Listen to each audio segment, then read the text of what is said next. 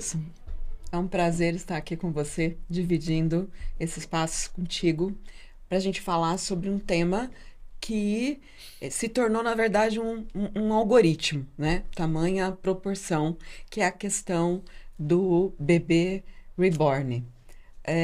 Nós sabemos que no Brasil, há muitos anos, já existe esse bebê que foi um dos fatores, né, da existência, terem criado esse bebê antes, foi de reintroduzir no mundo infantil as brincadeiras com as bonecas, né? Então essas bonecas vêm ao longo dos anos cada vez mais adquirindo características muito próximas de um bebê humano, e também é sabido que na Segunda Guerra Mundial foi criado lá, esses bebês foram criados como uma maneira de suprir, né, a perda dessas mães em relação aos seus filhos. E eu gostaria de saber de você, como psicanalista, qual é a sua leitura dos fatores externos que contribuem, que estão ligados aos comportamentos que nós vamos chamar aqui de comportamentos reborn. O que você me diria a respeito disso? Vamos falar de uma forma bem analítica. Eu não posso dizer que o comportamento do bebê reborn ele seja uma patologia, Tá. mas você pode encontrar etiologias e, e dizer o seguinte, que existem fatores analíticos e fatores de sofrimento pessoal que caracterizam, têm uma semelhança muito grande aos sintomas que Freud descreveu. Mas, Márcia, nós temos que entender duas coisas. Nós temos uma censura interna. E essa censura interna em nós é uma censura que está ligada ao nosso caráter. A honestidade nos censura. A fidelidade nos censura, que são padrões que a gente recebeu na educação. Essas censuras internas, elas são relativas à relação que o teu ego tem consigo próprio. É a sua intimidade. Mas a nossa personalidade, personas são as máscaras que nós vestimos para fora. E essas máscaras, Márcia, elas são muito interessantes porque nessa estrutura de personalidade, as pessoas têm que ser felizes através do mundo. Eu tenho que casar para ser feliz, eu tenho que ter filho para ser feliz, não é? Eu tenho que trabalhar. Não, acho que tudo isso é possível, é viável, porque nós somos seres humanos. O problema é que as pessoas começam a colocar felicidade nesse processo. Mas tem uma coisa interessante. Nós, na sociedade, nós nos preocupamos muito com o que os outros vão falar de nós. E aquilo que gera uma censura externa, nós não fazemos. Tá claro? Então, existe um conceito que a gente coloca na escola de psicanálise, que por cima de nós tem um guarda-chuva. Essa palavra alter ego, ela tem mais de 200 definições, mas a definição mais que se apropria ao que nós vamos estudar são os padrões que a sociedade impõe, são os nãos que a sociedade impõe, que muitas vezes não lhe agradam. Então, nós, por exemplo, na nossa personalidade, o alter ego da sociedade diz assim, ela criou a estrutura da personalidade, você tem que ser magro para ser feliz, você tem que casar. E muitas vezes eu não quero casar, muitas vezes eu não quero ter filhos. Então houve uma mudança na estrutura do alter ego. E quando há uma estrutura a nível social do alter ego, principalmente da civilização ocidental, elimina a censura externa. Você quer ver? A homossexualidade era um tabu. Sim. Na minha época. Houve uma alteração do alter ego. Então hoje as pessoas homossexuais podem até casar. Então não há mais censura para isto. Tanto a homossexualidade feminina e masculina. Houve uma alteração no alter ego. Então, hoje não há mais censura externa para certos comportamentos. A moda foi altamente influenciada por Brigitte Bardot. Nos primeiros filmes dela, quando ela começou a botar mini saia, ela inaugurou praticamente o biquíni. Foi um escândalo. Mas aquilo criou um processo de histeria coletiva e fez uma alteração do alter ego. Na minha época, as mulheres usavam a mini saia, que a calcinha tinha a mesma cor do vestido, porque ficava muito curto. E isso foi um choque. O conceito de virgindade, na década de 60, o movimento hippie criou uma modificação seríssima. Foi a libertação do ser humano do jugo da personalidade. Os hippies contrariaram totalmente toda a estrutura narcisa da personalidade humana. Eles não tomavam banho, eles não se vestiam. Ali o conceito da mulher se libertou do conceito de virgindade. Então, o que eu acho que o aumento da tecnologia, como você falou, chegou a um ponto que esses bebês são praticamente mini computadores. São. Então, na verdade, eles reproduzem fome, sede, eles reproduzem choro, necessidades fisiológicas. Essa modernidade na estrutura do alter ego permitiu que pessoas agora pudessem suprir as suas infelicidades em cima desse processo. Então, esses são os fatores externos, são alguns fatores externos. Alguns. Que você diz que nessa estrutura social do alter ego, a censura externa, que está representada por um coletivo, abriu um espaço para a manifestação desse comportamento, é isso? Isso. E tem um outro fator, Qual? que é o pior.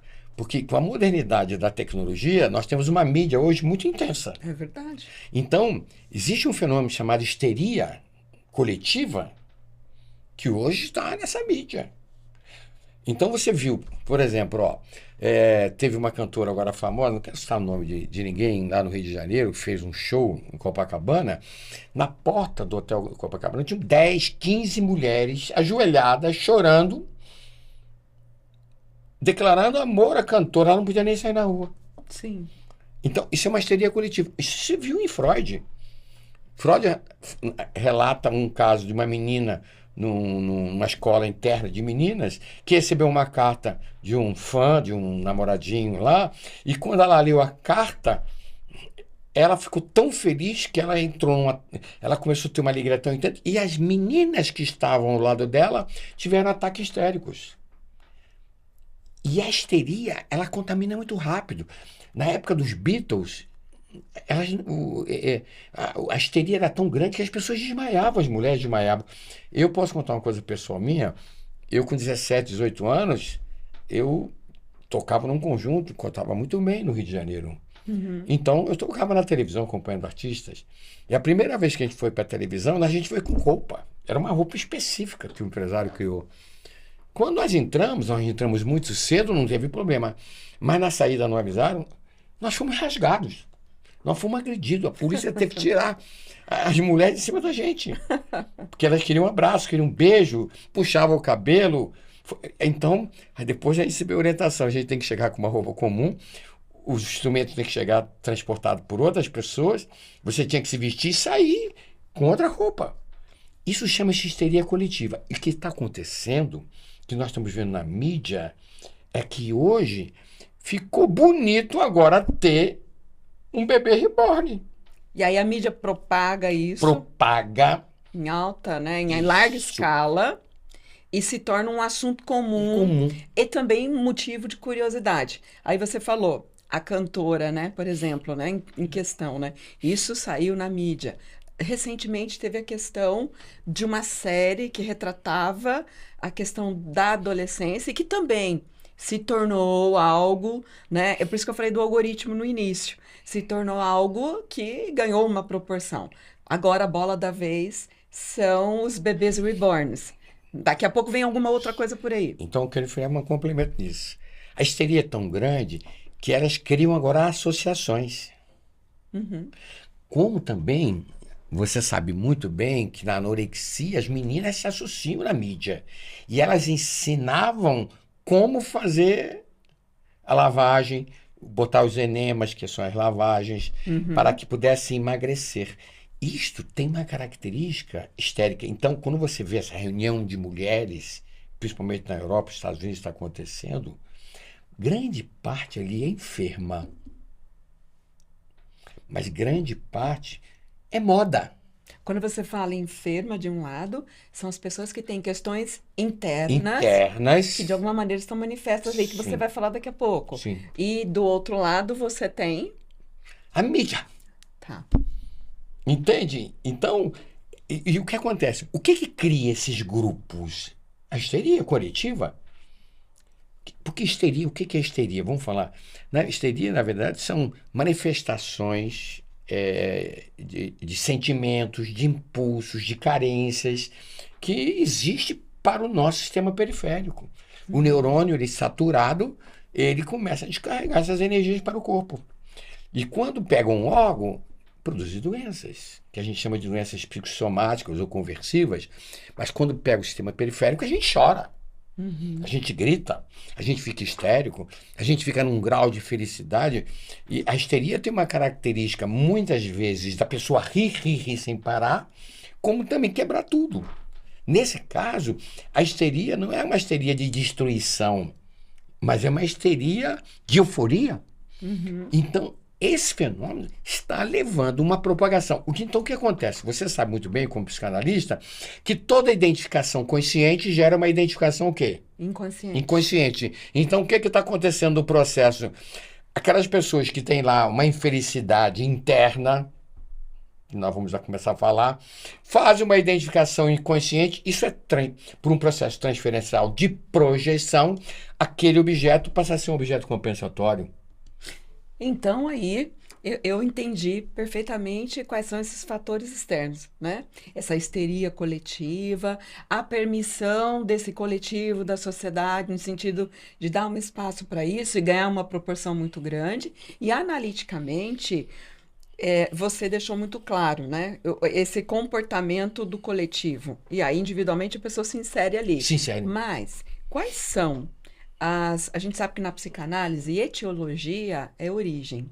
Quais são, Wilson, as etiologias, os fatores que predispõem ao comportamento? Agora vamos falar profundamente, analiticamente. Quais são os fatores, as origens que predispõem os comportamentos patológicos e que podem estar associados à bulimia, à fibromialgia, a impulsão alimentar. O que você analisa nesse sentido, etiologicamente? Aí eu vou mostrar que é a coisa mais fácil da gente entender, que é o primórdio da psicanálise. Nós não teremos homeostase, e a palavra homeostase é da psicanálise, da medicina, equilíbrio. E a homeostase em nós se faz pela paz. Certo. Interior. A homeostase em nós se faz pela felicidade. Então, na verdade, o que o Freud chama de id é um instinto natural, está ligado à minha sobrevivência. É instinto. Certo. Então, toda vez que alguma coisa te contraria no mundo externo, um objeto, uma pessoa, um trabalho, essa contrariedade que atinge o teu ego também atinge o seu inconsciente. E quando essa desilusão, essa coisa constrangedora chega na borda do teu instinto, porque as nossas estruturas instintivas, elas estão muito profundas dentro de nós, no nosso inconsciente. Quando bate lá, o instinto se manifesta. E Freud chamou essa manifestação de instinto de id. E ele dizia assim, há um impulso emocional de agir. Certo. Então, eu posso dizer que o primeiro fator são as pulsões que vão nos empurrar, nos induzir a agir para resolver aquilo. E é uma coisa tão interessante. Então, e essas pulsões que fazem essas mulheres fazerem isso são pulsões compensatórias.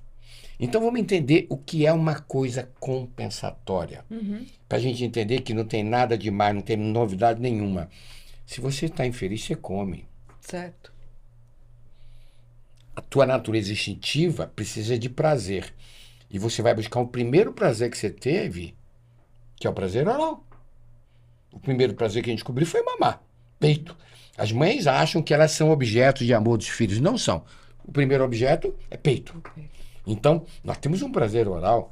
Tenho certeza que você gosta muito de beijar o seu namorado, porque é um prazer oral, de comer. Falar dá prazer.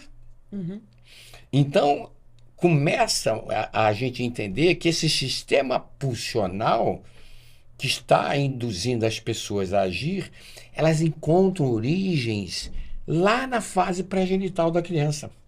Porque a gente sabe que quando a criança ela nasce e a primeira fase até 2 anos ela tem toda a provisão dela é oral, e as pessoas pensam que oral é mamar, não. Olha, o que é oral? Ó, a criança mama, mas a mãe abraça. O aconchego, o calor, a pele, isso tudo dá segurança para nós. Uhum. Então, quando essas mulheres estão infelizes, e se você olhar essa infelicidade, elas vêm lá de trás. Entende? Essa infelicidade oral que está lá de trás, que não foi resolvida, essa pessoa trouxe essa carência de abraço, de beijo, de ternura, de afetividade. Quando essas mulheres estão infelizes nas suas vidas conjugais, ou na relação porque perderam seus filhos ou não tiveram seus filhos, essas pulsões instintivas, elas se atualizam em cima daquele conflito. Então é isso que você chama, a partir do momento que eu aqui fora, eu identifico o objeto bebê, reborn. Então você falou da identificação consciente, o bebê. Inconsciente, são essas faltas, são essas Carências carências estão lá no inconsciente recalcado. orais que a pessoa tem no inconsciente. Então, quando aí você fala o atualizar, agora eu atualizo as minhas carências sobre o objeto bebê. Bebê. E o que o bebê supre? Agora que veja só, ela gostaria de ser abraçada, Sim. mas na verdade, na pulsão oral, ela se sente segura, ela se sente novamente mulher, ela regride, é um processo de regressão, uma fase oral, mesmo que ela não sabe. Ela vai começar a buscar a companhia de alguém que ela possa abraçar, porque na medida que ela abraça o bebê, é como se inconscientemente ela estaria abraçando a própria mãe. Mas o abraço do bebê dá aconchego sinestésico de pele, Uhum. não é?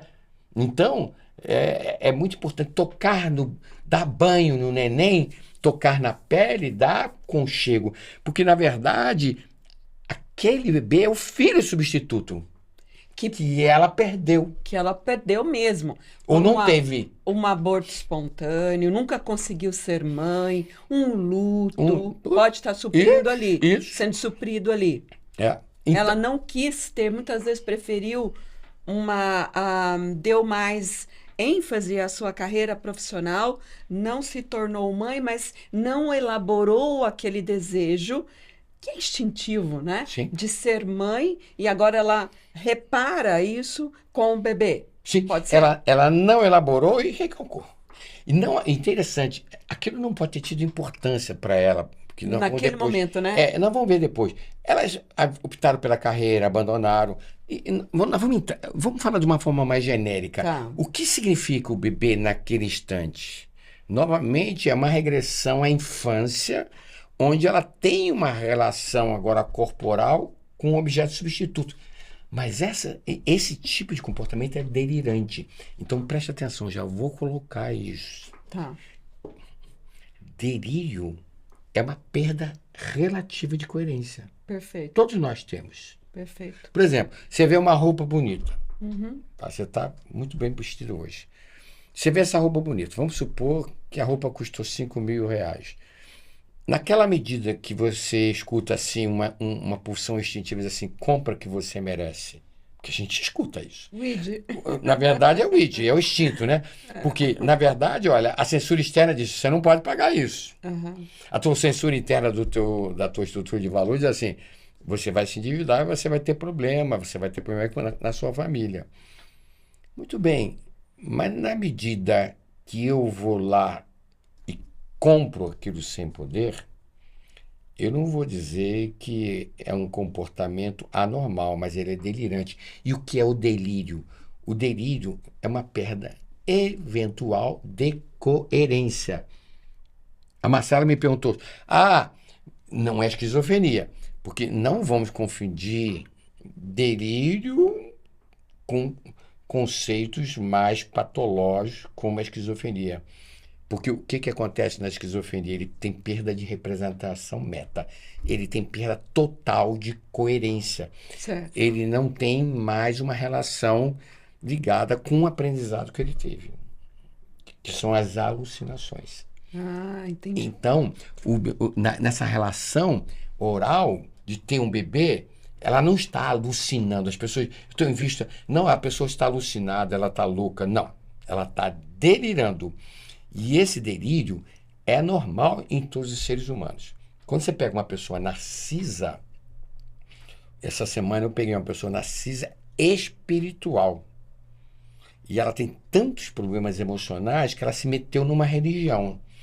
E agora, a hierarquia da religião para ela fez ela se sentir um ser Deus, quase. Uhum. Ela delira, porque ela se sente superior a todas as outras pessoas. Isso chama-se narcisismo espiritual. E nós vamos ver, e você já conversou comigo na semana passada, que você me falou assim, mas Wilson, não tem um narcisismo Materno? materno?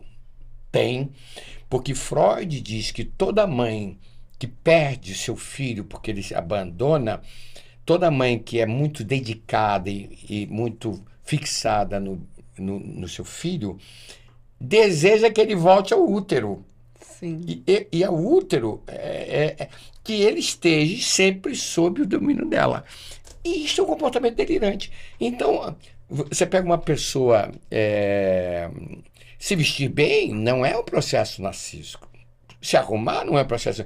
Mas tem pessoas que só vivem para a roupa. Tem pessoas que só vivem para emagrecer.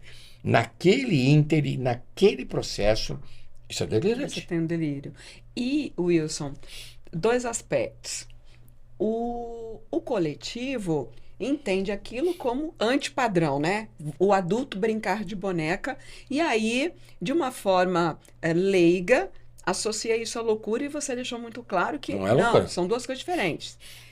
Diferentes no sentido de que isso está muito mais nesse delírio, você vê aquela fantasia, né? E aí tem uma dissociação da realidade, porque a gente está entendendo também da realidade frustrante, da realidade da solidão, Compensa. da realidade de luto que não foi Compensa. feito, Compensa. a compensação, Compensa. certo? E você falou agora do narcisismo materno. Tem um aspecto também para a gente chegar na bulimia, na fibromialgia, nesses comportamentos que são mais patológicos, a São todos impulsão compensatórios. alimentar, tem nesse ter o filho sob seu domínio o aspecto anal da fase presencial? Sim. Porque você falou do aspecto Tem. oral. Qual seria o aspecto O anal, o anal é uma coisa que eu sempre brinco, né? O que é o comportamento anal? A partir de 2 anos até 3 anos e meio, a criança vai dominar o esfíncter anal, em primeiro lugar, que é o domínio, fazer o cocô na hora que precisa. E depois vem o urinário, que é um pouquinho depois. Mas isso só se faz com a maturidade neurológica. Não adianta Certo. querer botar no pinico antes. Mas tem que começar a oferecer para a criança, né? A gente estuda isso na psicanálise infantil. E então a gente tem que entender uma coisa muito interessante. Nessa fase anal, começa a surgir uma coisa interessante. A criança, ela sai muitas vezes de uma submissão oral, de ser cuidado, ser abraçado nesse processo, e muitas vezes entra numa submissão anal. Uhum. Porque se ela vem de uma fase de muita insegurança da fase anal, oral, porque ela não teve os abraços, ela vai entrar numa fase. Porque a criança submissa na fase oral, ela não incomoda a mãe, porque ela quer que a mãe cuide dela. Ela chama atenção por ser boazinha. Então, a criança pode sair de uma fase oral altamente anárquica, altamente agressiva. Ela chora porque ela quer o colo. Uhum. Essa que chora porque quer o colo, ela é mais sádica. E ela luta pela vida. Essa não vai ter muitos problemas emocionais. Ela vai lutar. Mas a que vem submissa nesse processo é muito interessante, porque ela está numa fase anal, onde ela fica esperando a autorização da mãe para fazer o cocô, Sei. para ter as suas necessidades. Se a mãe não diz, E ela sofre até um masoquismo, porque ela sente a dor e não pode fazer porque a mãe não autorizou. Aqui vem de uma forma mais agressiva, lutando pela vida, começa a desenvolver um comportamento muito interessante. Aqui vem submissa, pega toda a teimosia, que é vontade de dizer, não, mãe, eu quero fazer agora, e recalca. Mas essa teimosia, depois, na fase adulta, ela vai voltar. Conheço uma pessoa que é assim. E na fase adulta, volta a teimosia direto. Eu não concordo, eu não concordo, eu não concordo, entendeu? E essa teimosia é uma coisa muito interessante. Mas a que vem mais lutando, a fase anal, ela vem agressiva. A mãe diz, vai fazer cocô agora. Eu não quero fazer cocô agora. Não quero fazer. E ela se torna até sábio. Aí a mãe, então, vamos pra rua. Quando chegar lá na rua, assim, agora, mãe, tu vai me pagar. Eu quero cocô agora. Eu quero cocô agora. Isso é o sadismo da fase anal, entendeu? Então eu posso dizer que essas mulheres são teimosas. E a teimosia é tão delirante, que elas não admitem não continuar com esse comportamento. Então, você estuda isso em psicanálise, chama-se uma fixação anal. E hoje, um dos maiores problemas da humanidade são as fixações do narcisismo. Porque a pessoa, e não é só isso, a gente estuda na estrutura do ego ideal, que é a personalidade, a pessoa tem que ser magra para ser feliz. Aquilo ali, aquela teimosia, a pessoa malha, a pessoa não come, a pessoa passa fome. Aquilo é um comportamento teimoso, é um comportamento anal. Porque ela quer ser feliz por um lado, compensatório, muitas vezes ela esquece o prazer que ela podia ter de outro lado. Então, você vê hoje na sociedade, é uma sociedade hoje de características anais. A mãe reborn, ela tem essa característica. Aquilo é dela, então é a teimosia dela. É meu filho, ela acredita. Ela não quer que tire o filho dela. Não, é dela. Ela vai defender dela. como uma leoa. É como uma leoa. Ela vai defender. Não é? Entendi. E o aspecto fálico? Ah. Fálico e a ligação disso com esses transtornos da impulsão alimentar. Sim. E é muito interessante. A partir de 3 anos e meio, a criança tem a primeira maturação genital forte. E as pessoas não entendem o que é. Por que Freud chamou de fálico? Fálico de falo, porque ele percebeu uma coisa interessante. A partir de 3 anos e meio, tem a primeira grande evolução da sexualidade. Foi por isso que cuspiram na cara dele. Porque se você beijar o pescoço de um menino de 2 anos e meio, ele sente cosquinha. Porque as pulsões sexuais, que são pulsões fortíssimas, não estão centralizadas no genital. Mas a partir da primeira maturação, 3 anos e meio, se você tocar no pescoço de um menino, uma menina, vai direto ao genital. E ali é a primeira grande maturação genital. Ele não reproduz, mas agora a sexualidade começa a aparecer. Ele começa a sentir o desejo sexual. É uma força que ele não conhece. Então sabe-se, o Freud mostra claramente que nesta pulsão, nessa fase fálica, que tem essa maturação genital, acontece uma fase que a criança, a menina e o menino, tem que ser notado. Ó. Então, na fase oral, ele tem que ser cuidado.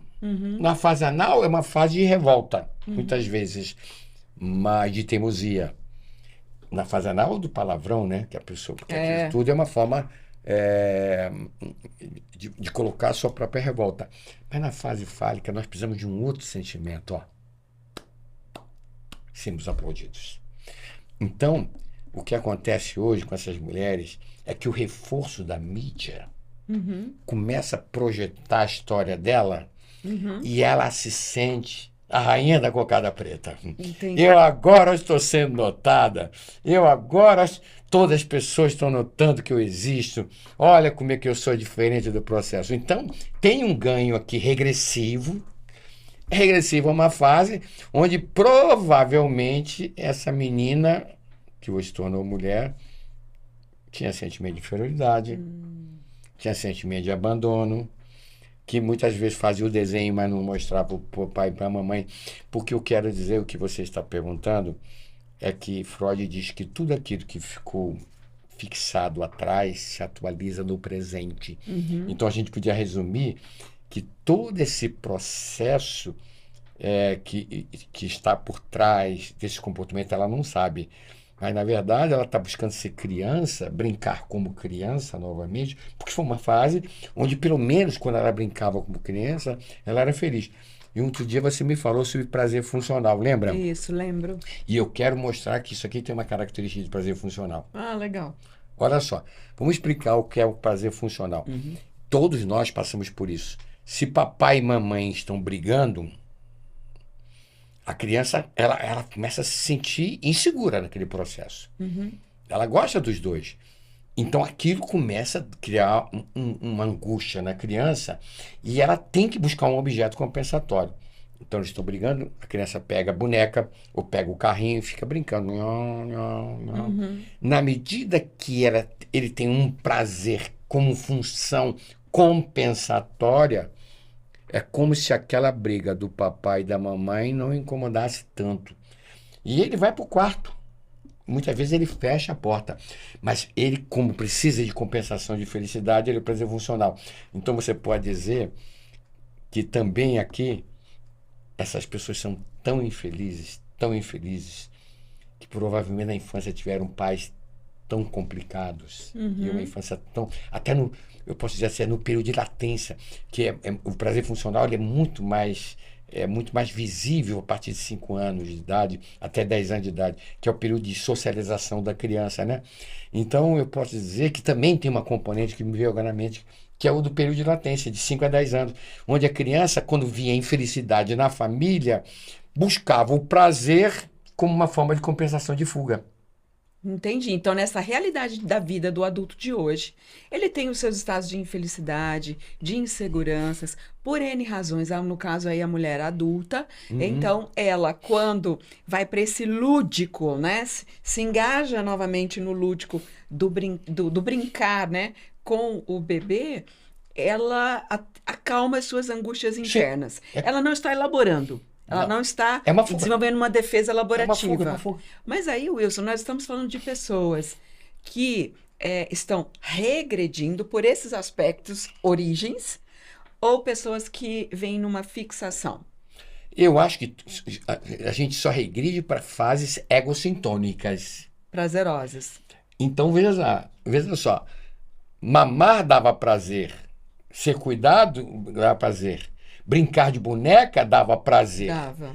Então o prazer funcional está por trás de tudo isso. Certo. Me veio esse insight agora, concorda comigo? Concordo. Porque a teimosia, porque ela não pode perder esse prazer funcional. Mas, Entendo. de certa forma, dá ganhos orais, corpóreos, de um objeto substituto, porque é muito lúdico. E agora eu acho que pessoas que têm esse comportamento não tiveram infâncias felizes. Se botar no consultório analiticamente, nós temos que tratar lá de trás. É. A criança, né? É, Interna. mas, Márcia, na minha vida, quando eu comecei a estudar psicanálise, eu chorava noites inteiras. Eu já te conheço há 20 anos. A mulher que eu conheci lá atrás, a Mocoronga, entendeu? Defina a mocoronga. Mocoronga era uma mulher que pensava de um jeito, né? O Mocorongo é assim, que estava ali parado na vida, coisa e tal. Você foi, de certa forma, se autoanalisando pelos Sim. seus conhecimentos Uhum.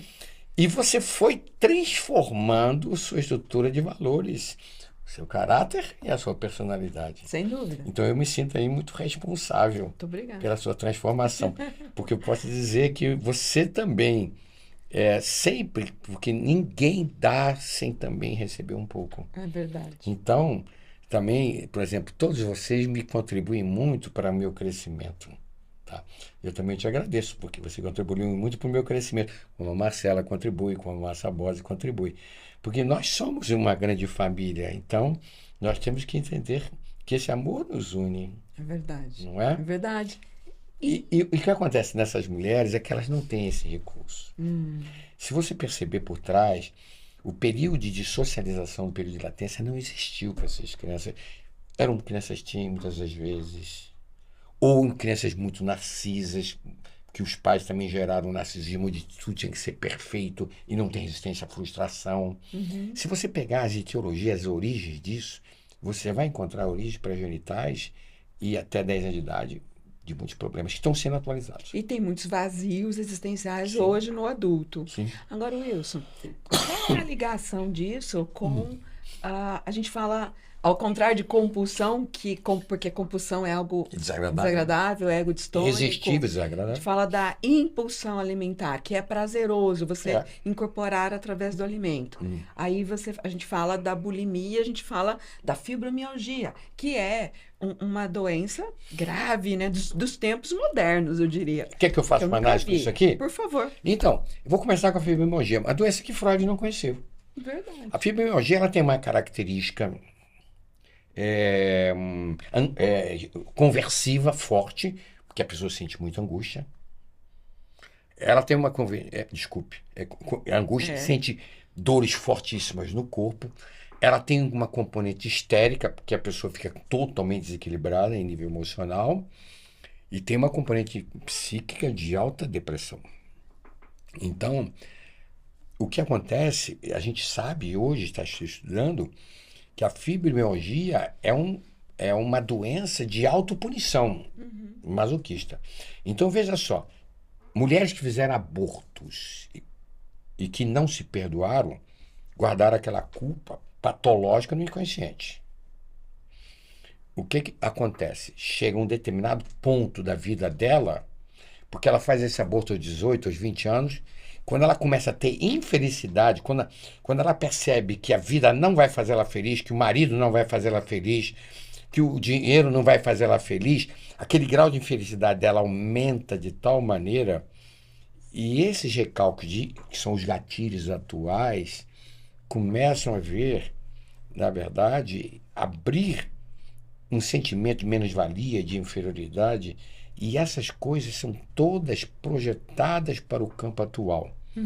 Então, ela começa, pela infelicidade dela, a se punir porque ela foi incapaz de fazer a própria felicidade. Então, você encontra mulheres com fibromialgia que para você... Ontem eu estava com um médico muito importante, uma sumidade, ganhou até um prêmio agora no México, pelo Brasil, e eu estava falando para ele é especializado em fibromialgia. Eu falei, doutor, eu quero ele colaborar com isso. Eu falei, ele falou assim, você tem razão. Mas eu falei, doutor, tem mais outra coisa na fibromialgia que tem muito a ver com isso aqui. São mulheres que optam pela carreira e abandonam filhos pela carreira. Não dão atenção às crianças. Abandonam sim. Abandonam o marido. Não dão atenção para o marido. E se tornam carreiristas. Criam uma família totalmente, uma neurose familiar desagregada. E aí quando chega na fase de 55, 58 anos de idade, que é a idade que a mulher começa a ter uma alteração hormonal muito mais forte, e quando elas começam a perder emprego, porque a mulher não tem carreira até 65 anos. Não entende. Então, quando elas perdem aquele emprego, porque elas optam pela carreira, tem mulheres que... Teve uma paciente que abandonou um marido que era juiz e foi para os Estados Unidos, mais de 30 anos atrás, porque ela tinha que ter carreira. Abandonou o marido, se divorciou dele e voltou. Depois, quando perdeu o emprego, voltou, a família não queria saber dela. E aí ela produziu a fibromialgia. Então, você tem que entender o seguinte, a fibromialgia sempre é um processo de autopunição. Mas, se você pode dizer, o Freud diz que esses comportamentos patológicos, eles são compensatórios de uma forma cruel para aquela pessoa. Então, ela se pune nesse processo, ela se pune. No caso da Reborn, na verdade, se você perceber, ela sabe que... Ela delira, mas ela sabe que aquilo é ridículo. De certa forma, ela também sofre bullying. Porque a mídia hoje aplaude, mas muitas pessoas chamam ela de maluca, com certeza, dentro da própria família. Sim. Então também tem um quê anal de masoquismo nesse processo, entendeu? E é muito importante. Então, quando você vê uma bulimia, o comportamento oral de comer é compensatório. Sim. Tá certo? O comportamento dessa mulher buscar carreira é um comportamento fálico. Sim. De buscar aplauso. Então você vê que não é muito diferente. O que acontece é o seguinte, a mente é compensatória. Ou nós vamos compensar E eu posso falar uma coisa para você. Pessoas felizes não têm esse tipo de comportamento. Pessoas que constroem a felicidade dentro de si próprias não têm esse tipo de comportamento. Pessoas que amam de verdade. Porque hoje o amor foi banalizado. O amor verdadeiro é aquele que dá, não espera. Essas pessoas esperaram. O amor verdadeiro é aquele que compreende e ser compreendido. Essas pessoas não compreenderam quem não compreenderam a elas.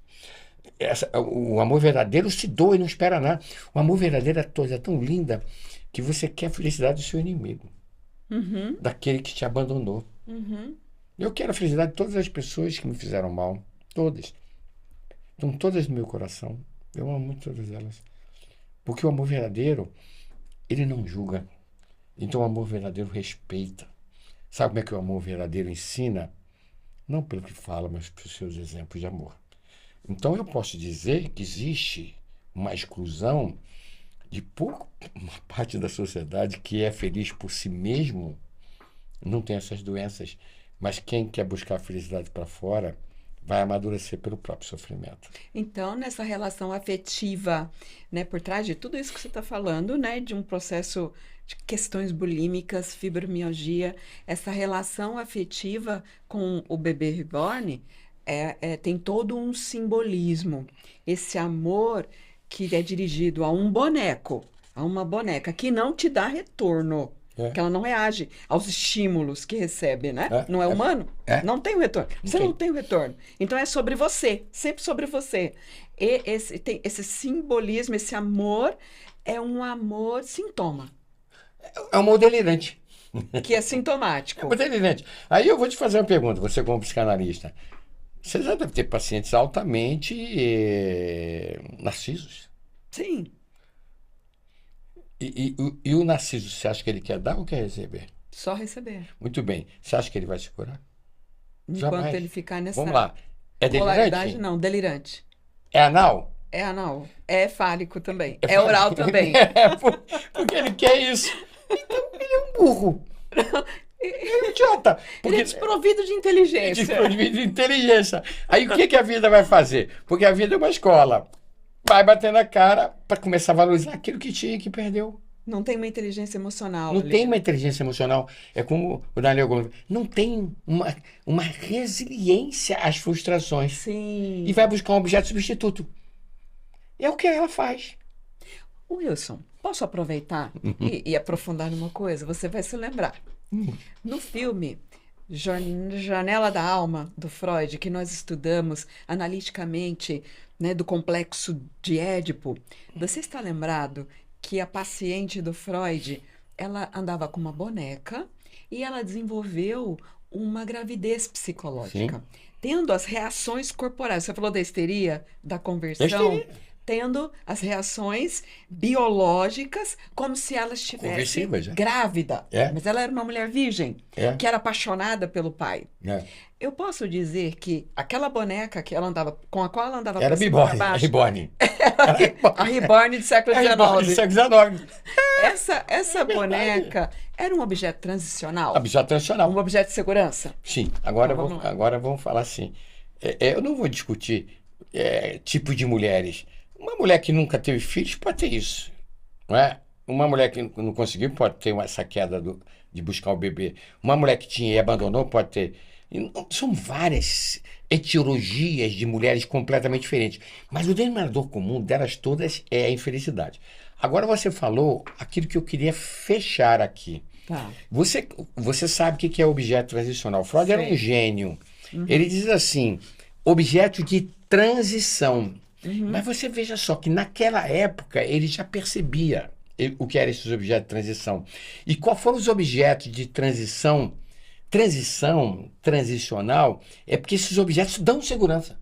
Sim. E também reconhecimento. Então, para a época de Freud, quem já viu uma criança que dormia com um bonequinho abraçado? Boneca, ursinho. Ursinho. Aquele objeto provia de segurança. Ela estava infeliz, ela abraçava o bebê. Angustiada. Angustiada, ela pegava o bonequinho. Era um objeto transicional. Foram os primeiros objetos transicionais que Freud percebeu. Eram as bonecas, os bichinhos. Hoje você vê os objetos transicionais, nós estamos falando do bebê reborn. Quem já viu mulheres infelizes que criam gatos e cachorros? Posso falar uma coisa para você? Eu não estou aqui inferindo nem julgando ninguém. Mas a pessoa, ela pode ter o cachorro.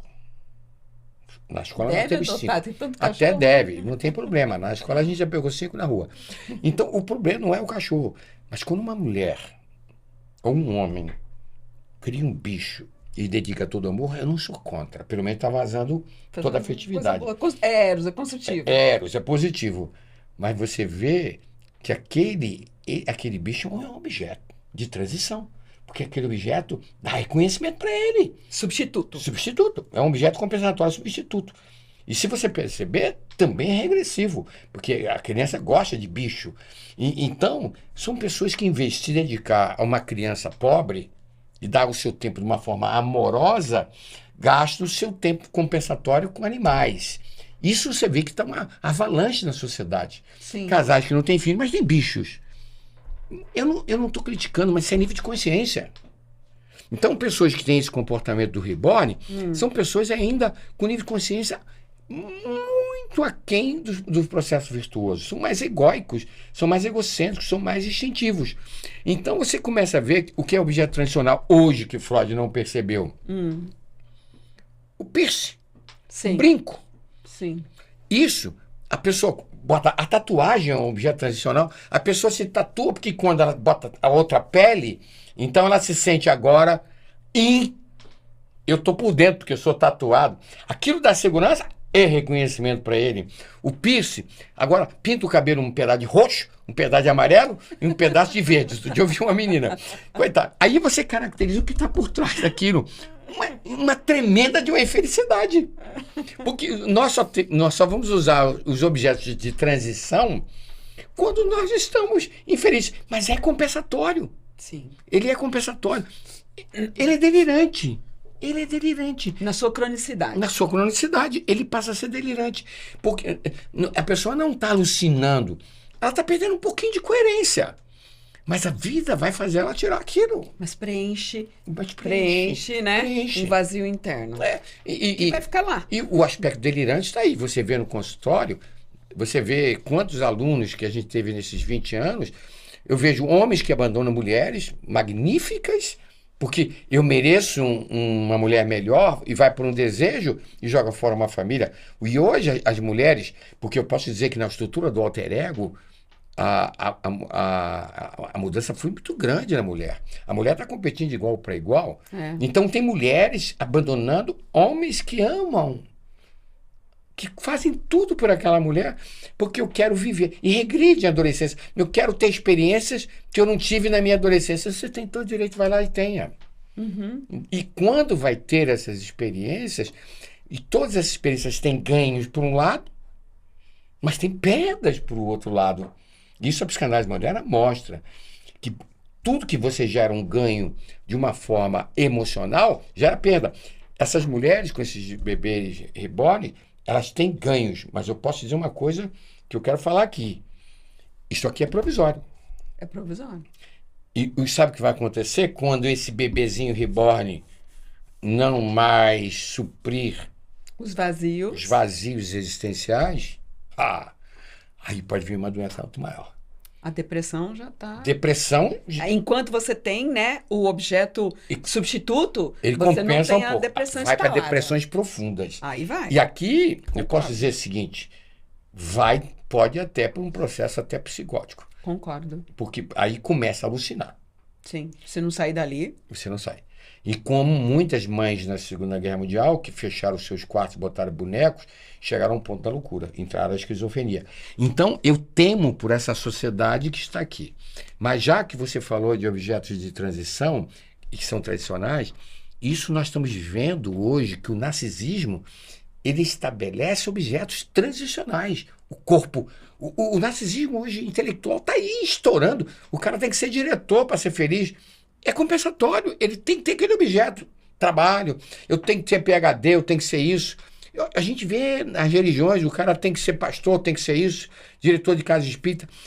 É uma sociedade perdida nesse processo, Porque não tem uma coisa, não tem propósitos de vida, propósitos reais. Eu sempre falo isso. Quem não vive para propósito vai ter uma velhice horrível. Porque o corpo vai envelhecer. Olha, eu não estou velho, eu estou idoso. Entendeu? Eu estou idoso. Eu nunca tive tão feliz na minha vida. Entendeu? E eu queria falar uma última coisa para a gente encerrar. Mas posso, desculpe, só para pode.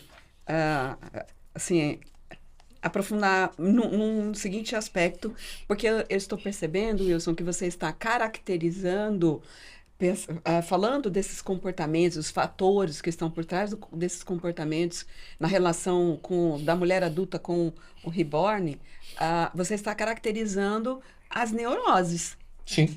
Então, assim, você pode descrever um pouco mais sobre, assim, esses comportamentos compensatórios vão desencadear uma psicose, podem desencadear uma psicose. Se perder? E qual a neurose?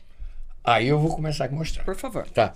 Então, olha, eu queria mostrar uma coisa para vocês. Outra coisa que nós temos que ressaltar, que eu tenho visto as pessoas escreverem, mas as pessoas não sabem fundamento, porque nós discutimos isso aqui. Esse comportamento compensatório delirante, ele é uma negação da realidade, concorda? Concordo. Então, o mecanismo básico de defesa é a negação. E o que é? Vamos falar agora numa linguagem mais psicanalítica. A negação nada mais que um contra-investimento, ou seja, quando eu pego todos os meus sentimentos, as minhas emoções, e não aceito ser inferior. Certo. Não aceito ser feio, não aceito ser rejeitado. Então, quando eu nego uma realidade, e esse mecanismo a negação começou a se ver, a Ana Freud começou a estudar, porque Freud não falou praticamente deles, quando as mulheres eram infelizes, não casavam, ficavam para a titia, iam para o convento. Negava a realidade. Você vê como é que é a natureza humana? Perdiam a virgindade com o noivo, e o pai sabia, e o noivo não casou com ela, ia para o convento. Era fuga. E você tem dois tipos de negação, onde a pessoa se isola, onde a pessoa começa a ter mecanismo. Ela nega uma realidade infeliz, a mãe reborn. Mas, nessa perda, tem um outro mecanismo que se associa, que Ana Freud chama de atuação. Você pergunta para a paciente assim, você já traiu seu marido? Doutor, eu sou católica! Isso é clássico. Eu sou católica, como é que eu traí meu marido? Pode botar lá que já traiu. Porque ela está atuando, ela está dramatizando aquele processo. E a dramatização é uma fuga da própria realidade. Ela não pode assumir que já traiu. Porque pela censura externa da própria personagem dela. Então, ela aqui, ela atua. É meu filho, levo no médico. Doutor, se eu tenho que tratar, está com febre. Aí você vai dizer, é delirante? Eu até acho que se está levando para um médico, já está entrando um pouco também de um pouco de perda de coerência mais avançada. Você está compreendendo? Porque cuidar em casa, dar banho, é uma perda de coerência compensatória. Mas se leva para médico que está com febre, aí já começa a ser um pouco esquizoide. Já começou a ser um borderline nesse processo. Mas eu fui estudar e verifiquei o seguinte: qual é a neurose transferencial, doutora Márcia, no qual a projeção começa a produzir comportamentos de perseguição. Estão falando mal de mim ali, estão falando mal de mim ali. Qual é a neurose transferencial que faz o indivíduo se sentir megalomaníaco? Eu posso dizer que toda pessoa que é narcisa estética, intelectual, espiritual, é um megalomaníaco, é um tipo de paranoia. Sim. Então, mas por que o indivíduo se sente poderoso, sentimento de superioridade? Porque isto é um contra-investimento que não deixa vir a inferioridade. Certo. Agora vamos falar de uma que você passa um filme, chama-se Presença de Helena, erotomania. Eros, prazer. Mania de prazer, de sexo. Do amor. Do amor. Mania de amor. Era o amor. Então, olha que coisa interessante. Mulheres que se apaixonam por homens de projeção. Eu tive uma paciente que de classe alta, sociedade, não era classe média ou baixa, que disse assim, doutor, eu queria falar uma coisa para o senhor. eu tô apaixonada pelo Tommy Ramos, mas eu quero dizer que ele também está apaixonado por mim. Eu falei, Delirou. aí você vai dizer, ela está delirando. Você vê pessoas que se apaixonam por pessoas de projeção. Essas duplas de sertanejo, Chitãozinho e Chororó, todas já têm teste de DNA na justiça. Porque o que entra, mulher engravida, e o pai é o Chitãozinho e Chororó, porque ele é um cara de projeção. Mas isso é um delírio de erotomania. Certo. Eu tive uma paciente, há muitos anos atrás, que disse assim, doutor, eu conheço as 20 duplas sertanejas. E começou a dizer o nome delas todas. Eu disse, mas também, minha filha. Porque ninguém vai ter consultório por causa disso. Mas ela, dentro do processo de analítico, ela me mostrou. E eu disse, e qual é o problema? Ah, doutor, eu estou tão chateado que eu não posso mais ao show deles. Eu falei, mas por quê? Porque quando eles me veem lá na plateia, eles brigam entre eles, saem, tem luta corporal, para ver qual deles vai transar comigo. Eu disse, é mesmo, filha? Eu nunca tinha. Aí eu começo, a gente estuda às vezes as coisas na teoria e vê na prática, a erotomania. Então eu posso fazer uma coisa para você. Eu posso dizer, se você me dissesse assim, analiticamente, se Freud estivesse aqui, ele diz assim, olha gente, não vamos inventar nome para doenças que têm a mesma etiologia. Você não concorda que esse comportamento de amar um bebê, ele é tão compensatório, porque o bebê agora é famoso, porque o bebê agora não é um processo semelhante à erotomania? Então, eu posso dizer que é uma neurose transferencial, é um comportamento transferencial, onde ela busca amor no processo disso. Mas eu vou estender mais. Quando você pegar uma pessoa narcisistética, aquele momento de fixação no narcisismo estético, ele está buscando a felicidade num objeto que impede que ela se sinta inferior. É a mesma coisa, agora eu não me sinto mais rejeitado e inferior porque eu tenho um corpo bonito, porque eu estou feliz. E como eu quero aplauso, esse aplauso tem alguma coisa com amor, com eros. Sim. Então, hoje você pode dizer que a paranoia, ela aparece de formas disfarçadas. Se Freud estivesse aqui, ele ia começar a dizer assim, o narcisismo hoje estético é um processo, eu estou sendo perseguido pela magreza. Eu estou sendo perseguido por um corpo bonito. Eu estou sendo perseguido pelo meu intelecto, eu sim, tenho que ser diretor. Estou perseguido porque eu tenho que ser Deus dentro da minha religião. Então eu vou levar chumbo com essa nossa live. Mas eu posso dizer que nós temos uma sociedade paranoica e grande parte dessa personalidade paranoica está ligado a conceito de erotomania. Inclusive, eu vou colocar um pouco disso na nossa apostila. Eu tenho que mexer em algumas coisas na apostila que estão surgindo mais claramente. Não é uma paranoia clássica, mas, na verdade, são comportamentos compensatórios, delirantes, ligados a uma necessidade fálica. Então você quer dizer, a mulher ela está esvaziada, né, em si mesma, dentro de si, com questões de solidão, frustração com relação à maternidade, Isso. o que quer que seja. Então ela idealiza esse objeto, Uhum. bebê reborn, que é uma boneca, mas ela idealiza na erotomania, que é um grande amor, eu vou preencher isto, é isso que você quer Aquele dizer? me ama, aquele boneco me ama. Erotomania. É muito semelhante. É isso. Foge um pouco da definição de erotomania clássica. Sim. Mas é altamente semelhante. E se você perceber, esse comportamento de eros, de busca de amor, ele está em tudo hoje. É por isso que as pessoas estão infelizes. Porque, gente, as pessoas dizem, eu tenho que me amar. Eu falo assim, eu sou criticado por isso. Eu disse, você não tem que ser, mas você tem que gostar de você. Cuida do seu corpo, faça ginástica. Mas não se fixe no seu corpo. Porque ele vai te decepcionar com a idade. Então, eu digo assim, como é que eu vou me amar? Muito fácil. Eu já falei 100 vezes para você isso. E quando eu percebi a regência de uma lei maior sobre mim, que é a lei do amor, que eu faça ao outro que eu gostaria que me fizesse, eu percebi que toda vez que eu me afastava dessa regência, eu sofria. Porque eu fazia sofrer pessoas. E quando eu tratava mal, em primeiro lugar, o outro, eu sentia angústia. Mas quando eu compreendi aquela pessoa, quando eu me doava, que eu ajudava em primeiro lugar, esquecendo de mim, eu sentia paz. Porque aí eu potencializei o meu self naquele Uhum. processo. E, na verdade, então eu posso dizer que fé, de uma forma mais racional, não emocional, eu acredito em Deus, é fé emocional, não estou falando disso. Quando eu compreendi que ao amar o outro, estava amando a mim mesmo, Uhum. naquele processo, eu acreditei nessa regência da lei do amor. Mas hoje, Márcia, é que essa lei do amor, ela não vai nos dar segundo os nossos desejos. Então eu confio que tudo que me acontece não é problema, não é perseguição de ninguém.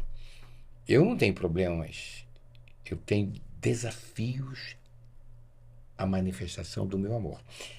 As pessoas que estão nisso, desculpe, elas não sabem amar a si própria, porque não amam os outros, não amam o seu semelhante. E é muito interessante, né, Wilson? Porque nós estamos falando, nós estamos vivendo numa sociedade atualmente onde, por várias razões, a conexão humana ela está empobrecida, né? Ela está mais esvaziada. Então, eu tenho uma série, talvez, de lutos, entre outros aspectos que nós comentamos aqui, interiorizados de uma forma desorganizada, desordenada dentro de mim. E aí eu vou projetar pelo lúdico, num boneco, Sim, uma relação que sim. não é de um humano com um humano. Não Uhum. tem reciprocidade, né? A gente sabe disso, mas para aquela pessoa existe uma reciprocidade. É. Assim como nós estamos vendo que a tecnologia, que é tão importante em vários sentidos, da inteligência artificial, vai dando cada vez mais características para esses bonecos semelhantes a reações humanas. Bem como você vê, quando eu falo do corte da conexão humana, você vê essas. Aqui existe há muito tempo love dolls. O humano adulto que faz uma escolha de objeto por uma boneca num tamanho de um adulta Tá cheio deles, hein? e que se relaciona com essa Transa boneca. com a boneca. Inclusive, mas não só. Há muito tempo atrás teve um caso de um homem Hum. que ele tinha uma boneca dessa e ele levava para tudo quanto é lugar essa boneca, levava no cabeleireiro, na manicure, no Semelhante. Igualzinho. restaurante. É a infelicidade dele. E aí ele sofria censura externa, certo? Sofreu Queria se assim. casar, mas não conseguia se casar com a boneca. E ele viajava sozinho, deixava a boneca em casa. Ele responde para ele ia no psiquiatra. E o psiquiatra falava assim: vem cá, você não consegue viajar com a sua namorada, né? Ela não vai. Aliás, você foi viajar, ela não foi com você. E você não se sentiu sozinho? Você não sentiu falta dela? Aí ele virou, olha o delírio. Ele virou e falou assim: então, doutor, eu tirei foto de tudo que eu vi lá. Claro que eu queria que ela estivesse comigo, mas eu cheguei em casa, sentei do lado Eu dela mostrei tudo. e mostrei tudo para ela. Mas aí o psiquiatra, mas você não acha que isso é assim, que falta alguma coisa, porque ela não fala com você, ela não É responde reborn. para você. É reborn. Aí ele virou e falou assim pro médico: ah, doutor, o senhor não sabe o que é o amor. Mas eu queria falar uma coisa para você, para a gente fechar esse papo aqui. Eu posso dizer, com a experiência que eu tenho em clínica hoje, de estudo de psicanálise, uma coisa muito interessante. A estrutura do ego é cruel. Essas pessoas estão sendo massacradas pela crueldade dessa sociedade. Tem que casar para ser feliz. Eu tenho que amar um homem solteiro para que eu seja feliz. Eu tenho que amar um. Não posso amar um homem divorciado, porque a minha religião não permite. Os estigmas dessas estruturas da sociedade são tão preconceituosas que as pessoas não sabem que amor é uma coisa que a gente não controla.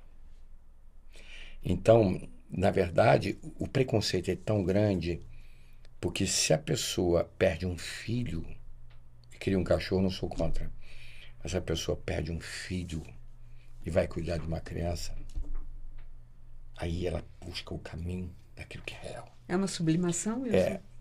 Não é uma sublimação. É não estar mais preso a uma dependência de ter aquele filho para poder estar feliz. Entendi. Onde ele vai se dar nesse processo. Hoje, os estigmas da sociedade são tão cruéis, que a gente conta nos casos clínicos pessoas que terminam um casamento ou não casam com uma pessoa porque a pessoa tem segundo grau e não tem faculdade. Amam uma pessoa que está em possibilidade de dar aquilo de uma forma total para outra, mas não consegue manter aquele amor porque o alter ego diz, não, você tem que ter isso. E uma coisa que você tem que entender que está acontecendo é a influência da própria sociedade. Terapeutas, médicos que estão indicando caminhos das pessoas buscarem felicidade fora de si próprios. Você merece ser feliz, você merece ter isso, você merece viver isso. A gente não pode inferir nem empurrar as pessoas. Então, o que você começa a compreender que esse processo histérico que a sociedade criou de narcisismo, que são todos conceitos compensatórios, estão muito ligados a uma infelicidade de uma sociedade que tem uma coisa muito grande. Essa sociedade diz, a gente percebe assim, aquele que é cego guia outro para o precipício. Porque um cego leva outro para o precipício. Hoje, o que eu vejo de maus profissionais, na área médica, na área psiquiátrica, ou na área da psicanálise, da psicologia, não importa, onde as pessoas não estão preparadas como pessoas. São pessoas preconceituosas, são pessoas que criam estigmas. O amor é a coisa mais linda. Porque eu vou dizer uma coisa para vocês, fugindo um pouco do aspecto científico. Eu conheci uma mulher que foi apresentada para mim, que chama-se Maria de Madalena, que largou tudo. Mulher linda, largou poder, beleza, dinheiro para seguir o amor.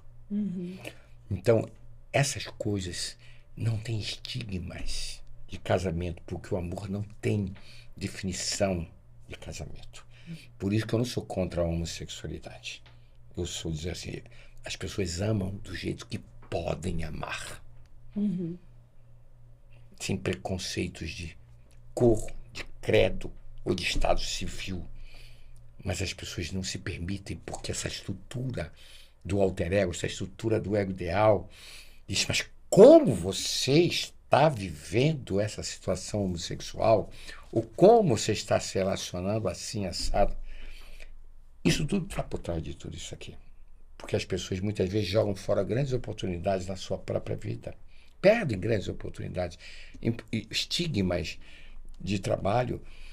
Eu vejo pessoas que têm curso superior que têm vergonha de trabalhar, por exemplo, como um cozinheiro. E gostam daquilo, de fazer aquilo ali. E vão se realizar por aí.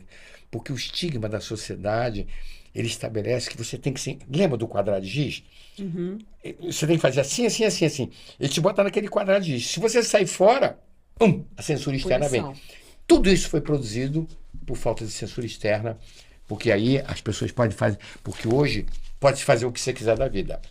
É o perfeitamente correto, né? Que na verdade não tem nada de correto, né? Se não se desse tanta, né, atenção para isso, não haveria essa, né, toda essa manifestação nesse sentido histérico, coletivo, até porque por uma necessidade de identificação, de grupo, um sozinho não ia fazer diferença, mas aí começa a se associar e ganha uma proporção. Mas eu, na minha personalidade, em parte anal, não posso deixar de aproveitar a sua presença para fechar mesmo, falando da clínica. Em que sentido? Pensando nisso daqui. O paciente que vai nos procurar, ele tem queixas.